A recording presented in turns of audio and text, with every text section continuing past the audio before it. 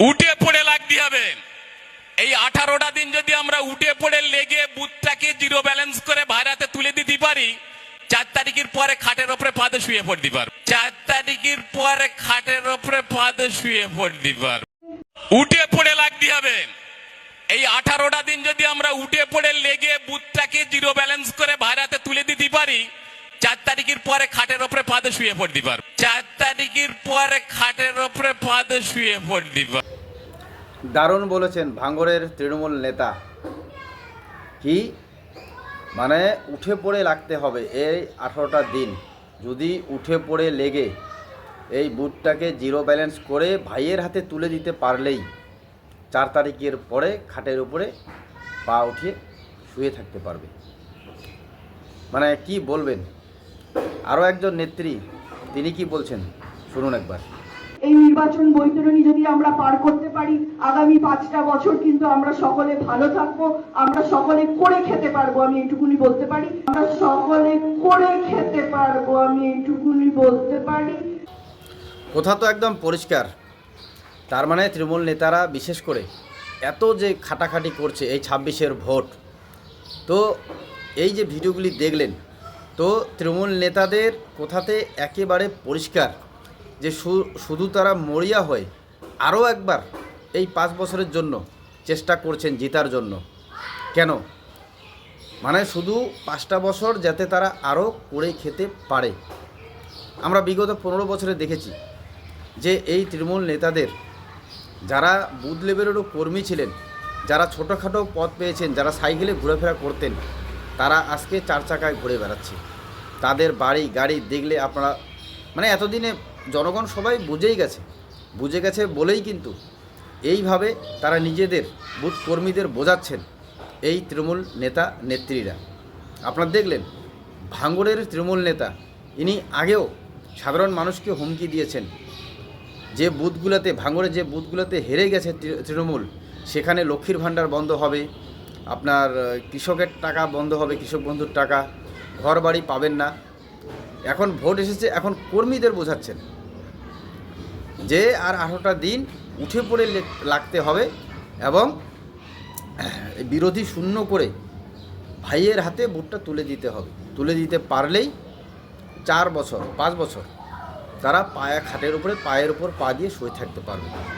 এবং এই যে ভাইয়ের হাতে তুলে দিবে, ভাইটাকে আমি তো মনে করছি এর আগে উনি ভাই বলতে বুঝিয়েছেন শওকত মোল্লাকে, তো শওকত মোল্লারই কথা হয়তো তিনি বললেন। তো এই হচ্ছে গল্প। আর নেত্রী কি বললেন যে যেমন করে হোক এই ইলেকশনটা যদি তারা পার করতে পারে না, ইলেকশনের তরিটা পার করতে পারে, তাহলে আগামী 5 বছরও তারা ভালো থাকবেন এবং 5 বছর আমরা করে খেতে পারবো। সাধারণ জনগণ নয়, এই যে কর্মীরা তারা করে খেতে পারবে। কারণ কর্মীদের উদ্দেশ্যে এই সমস্ত ভাষণ। আর যখন জনগণকে বোঝানো হয় তখন তো আপনাদের লক্ষ্মীর ভাণ্ডার, যুবসাথী, কন্যাশ্রী, রূপশ্রী, এত শ্রী আপনাদের করে দিয়েছে। শুধু করেনি, স্বাস্থ্য, শিক্ষা, কর্মসংস্থান করেছে উন্নয়নে, কিন্তু সেই টাকা কার পকেটে কোথায় কোথায় গেছে সেটা তো আমরা সকলেই জানি। কারণ নেতাদের জাঁকজমক আর চাল চলন দেখলেই বোঝা যায় এবং এই প্রকাশ্যে বলছে তো যে তারা করে খেতে পারবে। তো এর থেকে আর বড় প্রমাণ কি দরকার? যার জন্যে আমিও আপনাদের দেখালাম যে আপনারাও দেখুন। তো এই হচ্ছে বর্তমান রীতি আর নীতি এই তৃণমূলের। কি বলবেন? ভাঙড়ে এর আগে শওকত মোল্লাকে আমরা বলতে দেখেছি, আমি সেই ভিডিও আপনাদেরও দেখিয়েছিলাম যে ভাঙড়ে নাকি আইএসএফকে ভোট দেওয়ার থেকেও বিজেপিকে ভোট দিলে বেশি ভালো হবে। তো তার পক্ষে আমি বলেছিলাম যে ওই যুক্তিতে বলেছিলাম যে তাহলে শুধু ভাঙড়ে কেন, পুরো পশ্চিমবাংলায় মানে অন্য কাউকে ভোট দেওয়ার বদলে বিজেপিকে ভোট দিই, তাহলে তো সরকারটাই পরিবর্তন হয়ে যাবে না, তাহলে বেশি ভালো হবে। তো ভাবুন এবার। এবং আমি এটাও আপনাদের বলে রাখি যে ভাঙড়ে শুধু এরা আইএসএফকে এত ভয় কেন পাচ্ছে আমিও জানি না। নাকি আমরা যেটা জানি যে আপনারা জানেন আইএসএফ বিধায়ক নওশাদ সিদ্দিকী ইতিমধ্যেই 294 জন বিধায়কের মধ্যে তার নীতি, তার আদর্শের জন্য সকলের প্রিয় হয়ে উঠেছেন। এবং পশ্চিমবাংলায় সম্ভবত 78টা সিট বিগত বিধানসভায় জিতেছিলেন বিজেপি, কিন্তু বিজেপিকে সেখানে আক্রমণ না করে বিজেপির ক্যান্ডিডেটের সাথে আবার দেখা করতেছেন এই শওকত মোল্লা।